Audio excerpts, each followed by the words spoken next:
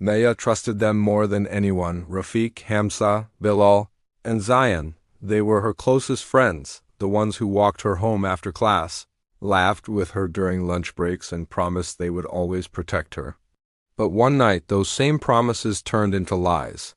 What began as friendship twisted into something unthinkable, something that would destroy 5 lives forever. No one in the small town could have imagined that behind their smiles hid a darkness so deep it would shake the community to its core. This is the story of how 4 close friends betrayed the one person who believed in them most, and how that trust ended in horror. Aisha had always believed that friendship was built on trust. Growing up in a quiet suburban neighborhood, she was surrounded by familiar faces and childhood memories that made her feel safe. Among those memories were 4 friends who had been with her since school: Danish, Saad, Rizwan, and Cameron. They were inseparable, always together at local fairs, birthday gatherings, or late-night study sessions. The bond they shared was the kind of friendship that people admired. To everyone around, they were like a small family. Aisha trusted them completely, never questioning their intentions or the way they sometimes joked around her. She saw them as brothers, not knowing that behind their friendly smiles, something sinister had begun to grow. Over time, things started to change. The boys she once laughed with became more reckless. They were no longer the innocent group she remembered from her teenage years.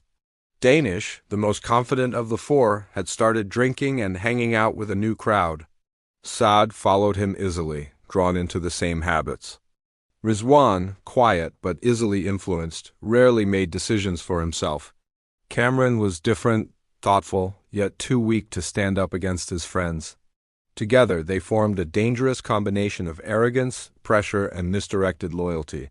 Aisha noticed the changes but brushed them off, believing that they were just going through a phase. She didn't realize she had become their next experiment in cruelty. One weekend, Danish came up with the idea of hosting a small get-together at his uncle's abandoned farmhouse on the outskirts of town. He claimed it was just to hang out, listen to music, and unwind. Aisha was hesitant when she received the invitation, but the others insisted that it would be harmless fun, just old friends catching up. She didn't want to disappoint them and thought it would be a good chance to reconnect. The decision that seemed so simple would turn into the most haunting choice of her life. The farmhouse was far from the main road, surrounded by dry fields and a lonely gravel path. The air felt thick and heavy when Aisha arrived. The sun had already started to set, and the orange light faded quickly into gray. She expected laughter, music, and maybe a few more people, but when she stepped inside, it was just them, the 4 boys she had trusted for years. A small table stood in the corner with half-empty bottles and loud music playing from a speaker. Danish greeted her with forced enthusiasm, his tone different, too casual for comfort. Something about the way they looked at her made her uneasy, but she smiled and tried to shake it off. The atmosphere turned stranger as the night went on. The music grew louder and the jokes sharper. Danish kept pouring drinks, and Saad whispered things that made Rizwan laugh uncomfortably. Cameron avoided her eyes completely. Aisha felt the tension but didn't know what to do. She wanted to leave, but she also didn't want to make things awkward. The farmhouse doors were closed, and outside the night had turned pitch dark. She tried to convince herself that she was overreacting, that these were her friends and they would never hurt her. But the trust she clung to was about to be shattered in the most brutal way. What began as a harmless gathering turned into a nightmare she could never wake up from. The boys, fueled by alcohol, arrogance, and something far more sinister, crossed the line between friendship and horror. Aisha's cries were swallowed by the empty walls of that farmhouse. The sound of laughter turned into the sound of her pain. Time lost all meaning in that moment. The girl who had arrived smiling and carefree left that night broken and silent. When it was over, they acted as if nothing had happened. They gathered their things, turned off the music, and locked the farmhouse behind them as though they had just finished a casual evening. Aisha was left alone, trembling, unable to understand how everything had changed so quickly. Her mind couldn't process what they had done. The faces she had known since childhood, faces that once brought comfort, now filled her with terror. She felt the cold wind as she stumbled outside, her body aching, her trust destroyed. The ride home was a blur. Every sound, every flicker of light on the road felt unreal. She could still feel their shadows following her. By the time she reached her house, her hands were shaking so badly she could barely unlock the door. Inside, she went straight to her room and collapsed. She didn't cry at first. The shock was too deep for tears. It was as if her body refused to accept what her mind already knew. The silence of her room felt heavier than the screams she couldn't let out. In the following days, Aisha isolated herself completely. She didn't respond to messages, ignored phone calls, and avoided everyone who tried to see her. Her parents thought she was just tired or stressed from school. They had no idea that their daughter had been betrayed by the people she trusted most. She avoided mirrors because she couldn't stand the sight of herself. Every reflection reminded her of the moment she lost control of her life. The four boys continued as if nothing had happened. They laughed in public, posted pictures online, and even greeted her casually when they crossed paths. Their confidence came from the belief that she would never speak. And for a while, they were right. Aisha stayed silent, trapped between fear and shame. She couldn't understand how friendship could turn into something so cruel. Each night she replayed the event in her mind, trying to find the moment she could have escaped, the signs she should have seen. But the truth was that there had been no warning she could have recognized. Evil doesn't always arrive with a threat. Sometimes it wears the face of friendship. Aisha's story had only just begun, though she didn't know it yet. Beneath her silence, something inside her was changing. The fear that kept her quiet was slowly turning into something stronger, something that would, in time, expose everything they tried to hide. The night at the farmhouse would never fade from her memory. It marked the end of innocence, the end of safety, and the end of trust. But it would also, in time, mark the beginning of her fight for justice, a fight that would turn her pain into power and force an entire town to see the truth hidden behind friendly faces. In the days that followed, Aisha's world collapsed into a haze of fear and silence. She couldn't eat, couldn't sleep, and couldn't look anyone in the eyes. Every sound made her flinch, every shadow reminded her of that night at the farmhouse. The betrayal played in her head again and again, each memory cutting deeper. The faces of her four friends, once filled with laughter, were now etched in her mind as monsters. She tried to pretend nothing had happened, but her reflection betrayed her. Her once bright eyes were now hollow, her smile forced and lifeless. The energy that used to fill her home was gone, replaced by long hours of silence where only the ticking clock kept her company. Her parents grew worried, but she gave them excuses. She said she was tired, overwhelmed with work, or just not feeling well. They believed her because they wanted to. She couldn't tell them the truth. The words stuck in her throat every time she tried. The shame she felt wasn't hers to bear, yet it clung to her like a shadow she couldn't escape. The thought of anyone knowing what happened made her feel smaller, weaker, dirtier. And while she kept her pain buried, the four boys walked freely through the same streets, smiling as if they had done nothing wrong. At night, Aisha would sit on her bed, staring at her phone. She thought about messaging one of them, asking why they had done it, begging for an explanation. But then the memory of their faces, their laughter, their cruelty stopped her. She would delete the thought before it became a message. Every part of her screamed for justice, but another part reminded her how powerful they were. Danish's uncle was a politician. Saad's father owned half the town's businesses, and Rizwan's brother worked in the police department. They were protected by influence, by wealth, and by the unspoken rule that boys like them always walked free. Weeks went by, but peace never returned. The boys started sending her messages again, pretending nothing had happened.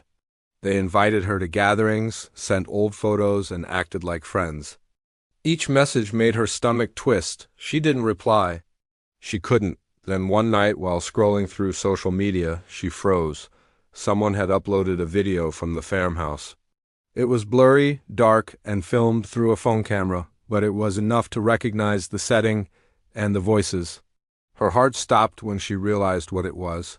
They had recorded everything. The room started spinning as she watched a few seconds before throwing her phone away. She wanted to scream, but no sound came out. The air felt too heavy to breathe.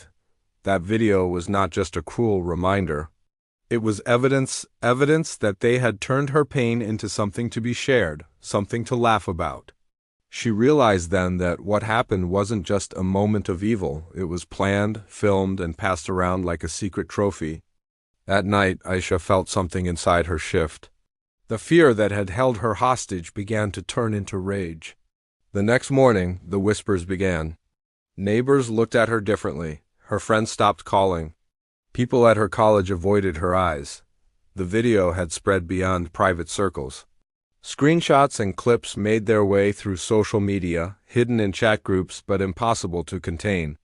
Everyone knew, yet no one said it out loud. Her silence had been forced, but now it had been stolen from her. She was being humiliated for a crime she didn't commit. Her pain had become entertainment for people who didn't even know her. The days that followed were unbearable. Aisha stopped attending classes altogether.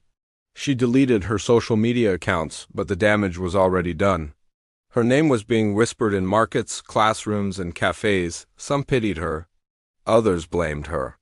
They called her careless, foolish, and even complicit.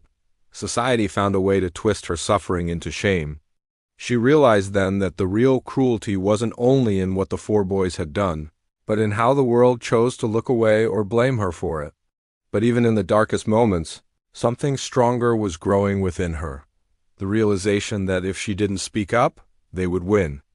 They would continue living freely, pretending to be good men, while she would keep hiding. She couldn't let that happen.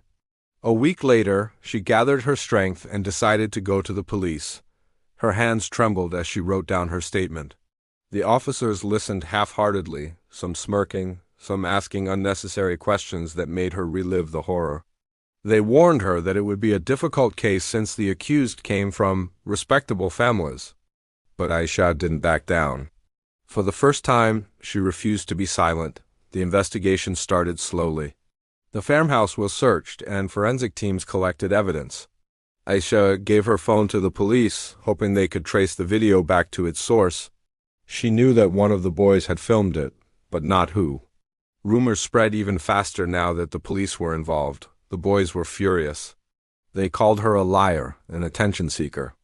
They claimed she had consented, that it was all mutual. Their families used money and influence to twist the story.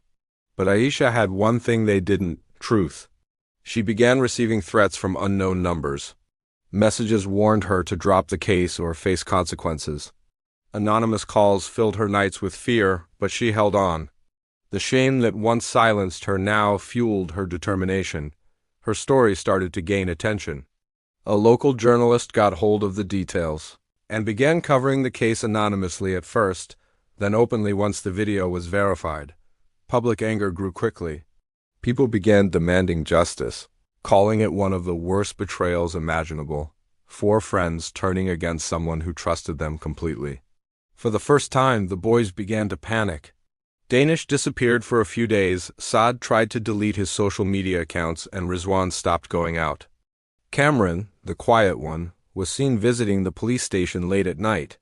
It was clear that cracks were forming in their alliance. They were no longer united. Fear had entered their circle. As weeks passed, the investigation deepened. More evidence surfaced: deleted messages, chat screenshots, and fragments of the original video recovered from phones. Aisha's courage began to inspire others to speak out. People who once doubted her now began to stand beside her. She started to regain her voice. She still had nightmares, but now they ended differently. Instead of seeing their faces and freezing in terror, she saw them behind bars. She had no idea how long the road ahead would be, but she had taken the first step. The same girl who once walked out of that farmhouse broken had now turned into the woman who refused to let her pain be buried. The silence that once protected her attackers had been broken forever. What had started as a night of betrayal was now turning into a war for justice, and Aisha was no longer afraid of the people who had once called themselves her friends. The day Aisha decided to go public with her case, everything around her changed. She knew there was no turning back. Her name was already being whispered across town, and now it was going to be spoken in police stations, in courts, and on the news.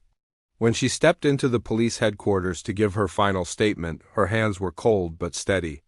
The officers looked at her with a mix of curiosity and discomfort. They had heard about the video and knew the names involved. 4 well-known young men from respected families accused of something unspeakable. It was the kind of scandal that small towns tried to bury quietly. But this time, it wasn't going to be buried. Aisha refused to let them erase her truth. The investigation began slowly, as if the system itself hesitated to move against the powerful. Danish, Saad, Rizwan, and Kamran were called in for questioning, but released the same day. They walked out smirking, confident that their money and connections would protect them.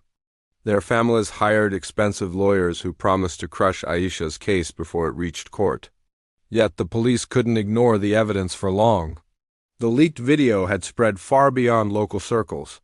It had reached national media outlets, drawing the attention of journalists, women's rights groups, and activists. The pressure began to build. The police had no choice but to take action. A few weeks later, the first arrest was made. Danish, the ringleader, was taken from his house in the middle of the night. The news spread like wildfire. Cameras captured the moment he was escorted out in handcuffs, his expression stunned, his arrogance replaced by confusion. The other 3 panicked. Saad was arrested 2 days later after his phone records linked him to the planning messages. Rizwan tried to run, but police caught him at the bus terminal before he could escape to another city. Kamran was the last to surrender. He arrived at the station quietly, accompanied by his father, his face pale and eyes full of guilt. As the trial process began, every hidden detail started to surface. Investigators found disturbing evidence in their phones and laptops, chats, photos, and recordings that revealed premeditation. The messages between them were cold and cruel, mocking what they had done. Danish had even sent the video to a private group chat, bragging about it. When forensic experts confirmed the footage was authentic, there was no room left for denial. Their laughter in the background of the video became the loudest evidence against them. The courtroom was packed during the first hearing. Journalists filled every seat, reporters whispered into cameras, and protesters waited outside holding signs demanding justice for Aisha. She sat quietly in a corner, her face covered, her hands trembling as she listened to the defense argue that she had gone to the farmhouse willingly. They painted her as manipulative, attention-seeking, and dishonest. It was an old tactic: destroy the victim's character to save the guilty. But this time, it didn't work as easily. The video, the evidence, and the growing public anger spoke louder than any lawyer's argument. Aisha's lawyer, a determined woman who had taken her case after seeing the news, presented every piece of evidence meticulously. She made sure that Aisha didn't have to speak in public again. Her testimony had already been recorded in private, away from the press and the stairs. The defense team tried to dismiss the recording, but the court accepted it as official evidence. Each word Aisha had spoken carried the weight of her pain and her courage.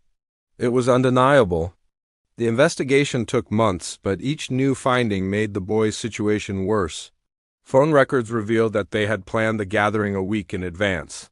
They had discussed recording it, ensuring that Aisha would be isolated, and even agreed on keeping the incident secret afterward.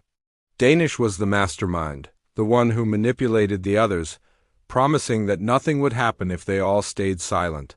He believed that money and influence could erase anything. Cameron's role was different. He had been the hesitant one, forced into the act by peer pressure and fear of losing his friends. But when he saw how far things had gone, he couldn't sleep. During one of his interrogations, he broke down completely. His confession changed everything. He revealed how Danish had planned the entire assault, how they had locked the doors, taken turns recording, and later threatened each other not to speak of it again. He admitted that he had deleted parts of the video, but that copies had already been shared between them. His words turned the case from uncertain to undeniable. As news channels began to air the confessions, the public reaction grew louder. People marched through the streets demanding justice. Activists organized protests outside the courthouse, holding candles for Aisha and chanting her name. The same town that once whispered against her now stood behind her. Her courage had become a symbol. Schools began holding seminars about consent, and local politicians started talking about laws that needed to change. But even as support grew, Aisha struggled in silence. Each day in court reopened wounds she wanted to forget. Seeing their faces again during hearings filled her with anger and sorrow. Danish would stare at her without remorse, as if daring her to continue. Saad tried to appear calm, but his eyes showed fear. Rizwan kept his head down, and Kamran avoided looking at anyone. Their unity had vanished. Each of them blamed the other. They were no longer friends, only four broken fragments of a crime that had destroyed them all.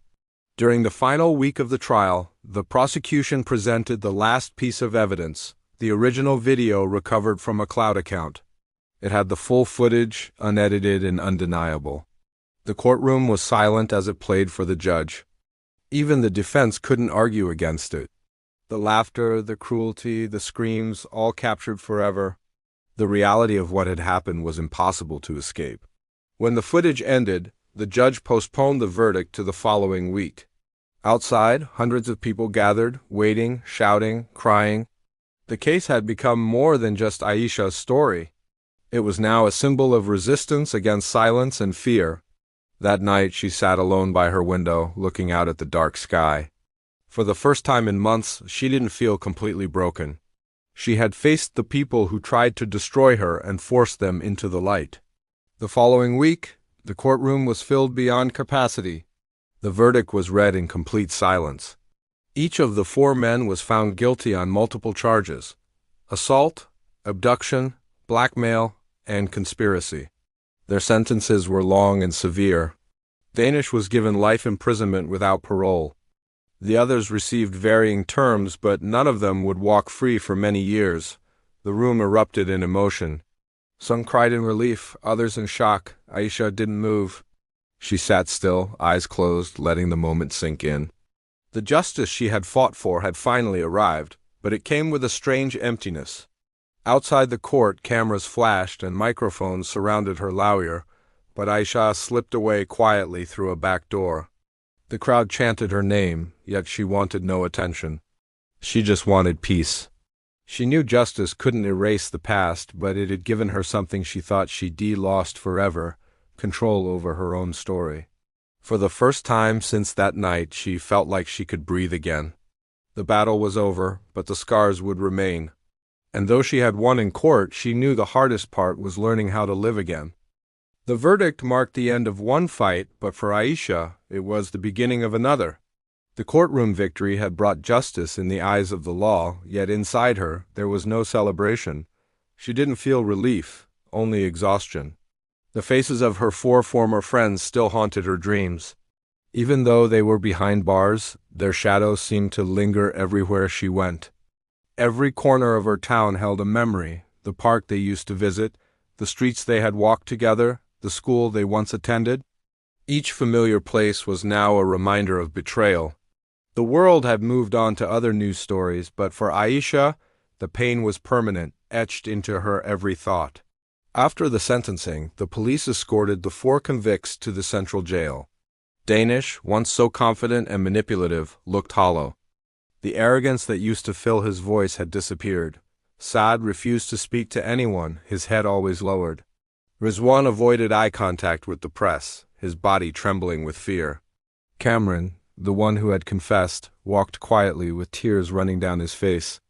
In that moment, they were not powerful anymore. They were stripped of everything: their wealth, their freedom, and their reputation. But none of it could undo what they had done. The court's decision became a national headline. News channels replayed the story for weeks. Activists praised Aisha's courage, calling her a symbol of strength. People wrote articles, organized rallies, and shared her story across social media. Yet beneath all the attention, Aisha felt detached. She didn't want to be seen as a symbol.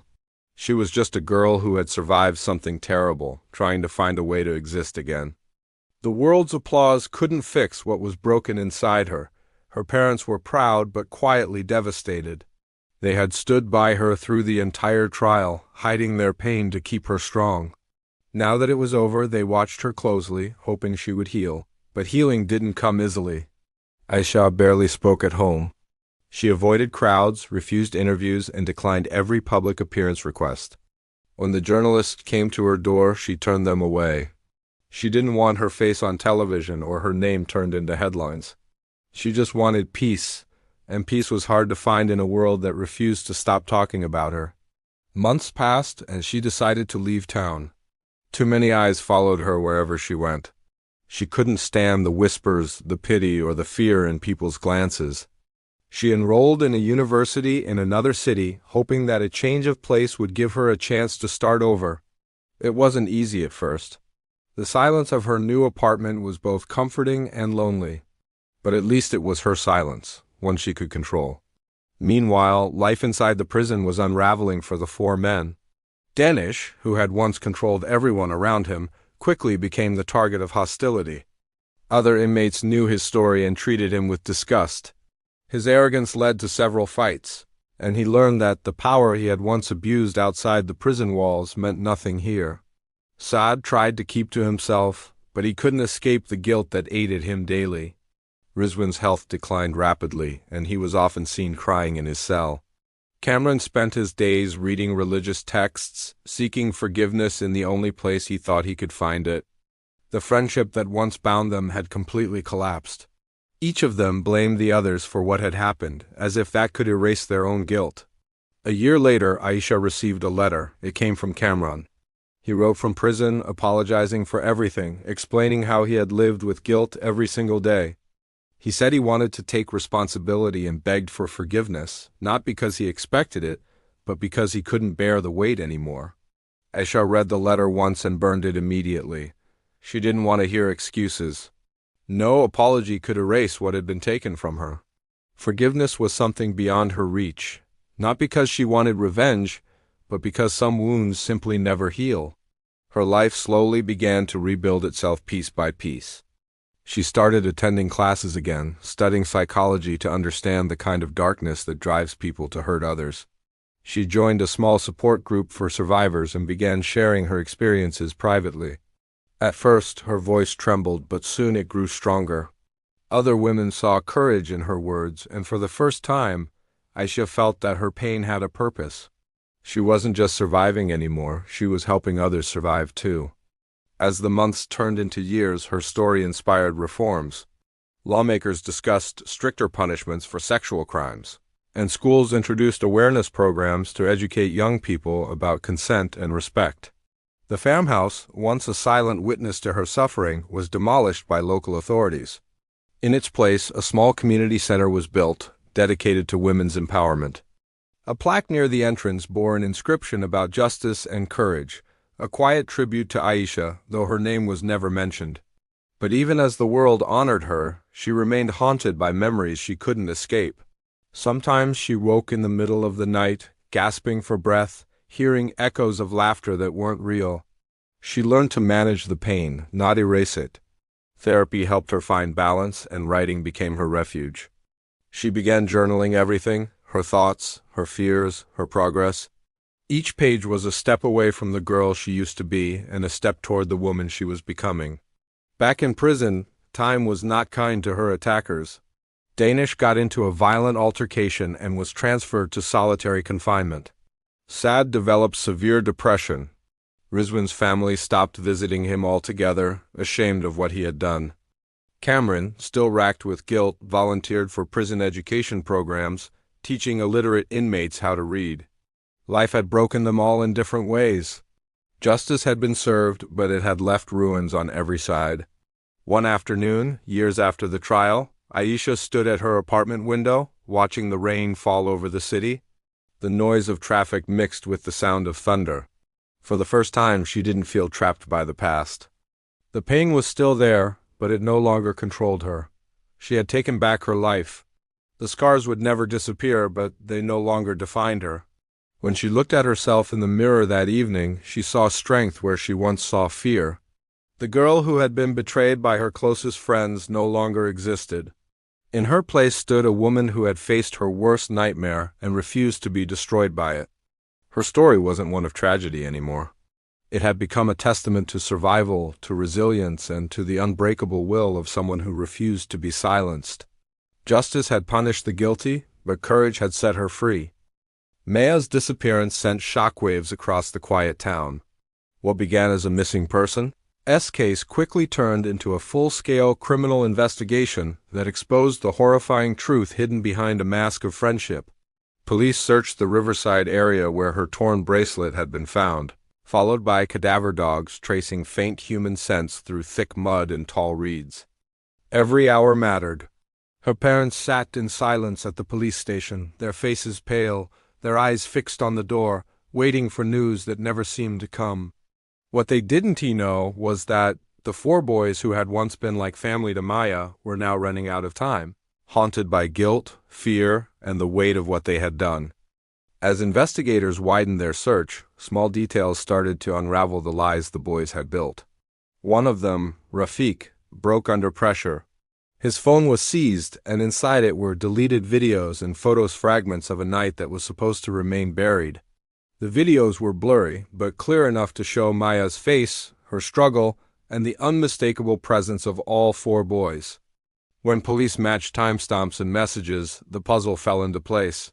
The horrifying truth was no longer hidden. It was recorded. The detectives moved swiftly, arresting the boys one by one. Some tried to run, but the evidence had already trapped them. The news spread like wildfire. The community that once saw the boys as well-behaved, promising young men now saw them as monsters. Their families refused to believe it, yet the proof was undeniable. During interrogation, each boy tried to blame the others, describing how the situation got out of control, how fear took over after what they had done. But the forensic team discovered more traces of Maya's DNA on their clothes, footprints matching the riverside struggle, and fingerprints on the bottle they used to threaten her. The silence they had kept for days shattered under the weight of truth. When Maya's body was finally found a week later, half buried under the shallow edge of the river, the town fell into mourning. She was not just a victim. She became a symbol of innocence, destroyed by those who pretended to care. Her funeral drew hundreds of people, some crying, some angry, all asking how friendship could twist into cruelty.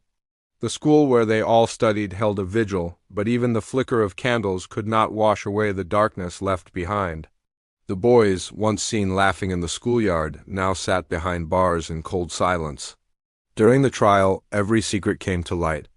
The prosecution built a timeline that exposed each moment of that night: the party, the drink, the betrayal, the fear, the violence, and finally the attempt to erase it all. The defense tried to claim it was consensual, but the evidence crushed that lie instantly. Maya's messages, her torn clothes, the injuries all told a story of terror, not choice. The courtroom grew heavy with emotion as the videos were played, the same ones the police had retrieved.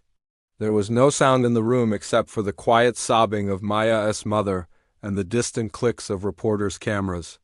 One of the boys broke down on the stand, confessing everything. He described how things spiraled, how none of them stopped when they could have, and how fear of exposure turned into a decision to silence her. His words painted the final picture of betrayal, turning even the most sympathetic faces in the courtroom cold. The judge listened without expression, but his verdict carried a weight that would follow them forever. All four were sentenced to life imprisonment without parole. The community erupted in mixed feelings. Justice had been served, but peace still felt impossible.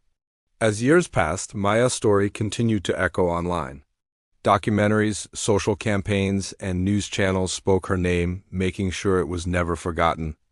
The place where she was found became a memorial site, with flowers laid each year on the date she vanished. Her parents turned their grief into action, establishing a foundation that educated young people about trust, boundaries, and the dangers of blind friendship. The same town that once looked away from the signs of cruelty now became a place of awareness and change. Inside prison, the four boys lived their punishment in silence. Each of them aged differently, but none could escape the haunting memory of that night. They stopped talking to each other, ate alone, and avoided mirrors. What had started as friendship ended in lifelong isolation. They had destroyed not just one life but their own. Some inmates treated them with disgust, while others ignored them completely. Their names, once written on school trophies, were now engraved in records of shame. The tragedy left behind a lasting scar. It became a reminder that danger doesn't always come from strangers. Sometimes it hides behind familiar smiles and trusted faces. Maya's name turned into a warning, her story whispered in classrooms and homes, teaching others what betrayal looks like. The pain of her loss lingered in every corner of the town, but it also awakened people to speak out against what they once ignored. In the end, justice gave closure, but not comfort. The river still flowed quietly past the spot where she was found, carrying the weight of her story in its depths. The four boys, now men, spent their days trapped in endless regret, haunted by the same memory that had once made them friends and later destroyed them. Maya's story lived on not as a tale of sorrow alone, but as a reminder that even in darkness, truth finds its way to the surface. No matter how hard people try to bury it,